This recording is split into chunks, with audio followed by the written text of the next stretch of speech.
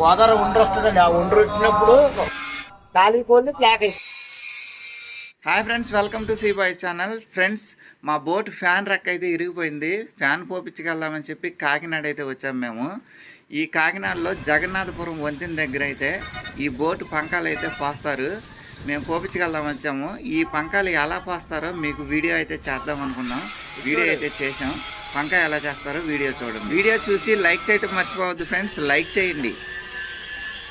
ఖాళీ గోదావరి ఒండ్రు వస్తుందండి. ఆ ఒండ్రు వచ్చినప్పుడు మట్టి రైతులు తీస్తారు, తీసి ప్యాక్ చేస్తారు. పక్కా 400 ఖాళీ కోళ్ళు ప్లాక్ అయిపోతాయి.